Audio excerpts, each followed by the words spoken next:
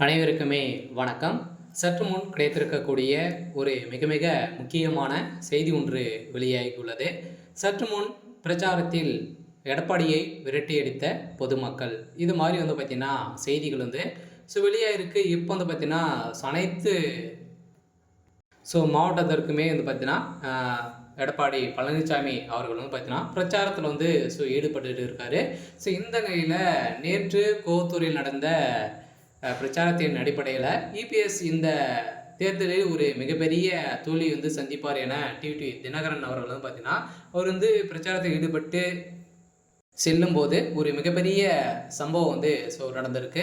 இந்த சம்பவத்தின் அடிப்படையில் தான் இப்போ அதிரடியாக எடப்பாடி பழனிசாமி அவர்களுக்கு பார்த்தீங்கன்னா கோத்தூரில் அதிரடியாக நிறைய எதிர்ப்புகள் காட்டியிருக்கக்கூடிய நிலையில் இப்போ எடப்பாடியுடைய கதை ஒட்டுமொத்தமாக முடிய போகுது.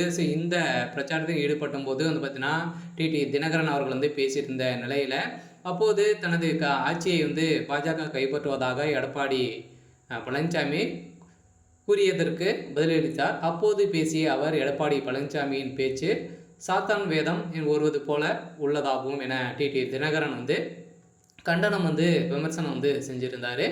இதன் அடிப்படையில் பேசிய அவர், கோத்துறையில் எம்எல்ஏக்கள் தங்க வைக்கப்பட்டதால் தான் இபிஎஸ் முதல்வரானார். ஆனாலும் கோத்தூரில் இருந்து எம்எல்ஏக்களிடம் பார்த்தீங்கன்னா முதல்வர் வேட்பாளர் என பெயர் குறிப்பிடாமல் கையெழுத்து வாங்க சொன்ன நிலையில் இபிஎஸ் சசிகலா கூறியதால் 122 எம்எல்ஏக்கள் பார்த்தீங்கன்னா எடப்பாடி பழனிசாமிக்கு ஆதரவர்கள் அளிப்பாங்க அப்படின்ற மாதிரி டிடி தினகரன் அவர்கள் பார்த்தீங்கன்னா அதிரடியாக விமர்சனங்கள் செஞ்சுருக்காரு.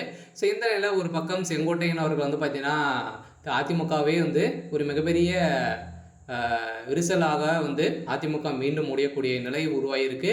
இதே மாதிரி தான் இப்போ ஆட்சிக்கு வரப்போக்கூடிய நிலையில் அதிமுகவில் ஒரு மிகப்பெரிய கூட்டணி வைத்தால் மட்டுமே தான் அதிமுக ஒரு மிகப்பெரிய வெற்றிகள் பெறும். இருந்தாலுமே டிடி தினகரன், அதே மாதிரி செங்கோட்டையன், சசிகலா, ஓபிஎஸ் இது மாதிரி பார்த்தீங்கன்னா இவங்களாம் அனைவருமே அதிமுகவில் ஒன்றிணைந்து செயல்பட்டாங்க அப்படின்னா அதிமுக ஒரு மிகப்பெரிய வெற்றி பெறும். இருந்தாலும் இதற்கு தகுந்த நடவடிக்கை பார்த்தீங்கன்னா எடப்பாடி பழனிசாமி அவர்கள் எடுத்தே ஆக வேண்டும். இருந்தாலுமே இவர் கோத்துறையில் எடப்பாடி பழனிசாமி அவர்களுக்கு டிடி தினகரன் ஆதரவாளர்களும் பார்த்தீங்கன்னா எதிர்ப்புகள் தெரிவித்திருக்கக்கூடிய நிலையில் தான் இப்போ அதிரடியாக அந்த பிரச்சாரத்தில் தோல்வியில் முடிந்திருக்கு. அதான் மக்களுக்கு ஒரு நலத்திட்டங்களை கொடுக்கக்கூடிய அளவுக்கு தான் எடப்பாடி பழனிசாமி அவர்கள் இருப்பார் அப்படின்ற மாதிரி கூறப்பட்டாலுமே இது ஒரு மிகப்பெரிய சம்பவம் நடந்திருக்கு. சரி, ஓகே. இன்னைக்கான அப்டேட் பார்த்தீங்கன்னா இதுதான். மறக்காமல் நம்மளுடைய சேனலை சப்ஸ்கிரைப் பண்ணி சப்போர்ட் பண்ணுங்கள். தேங்க்யூ.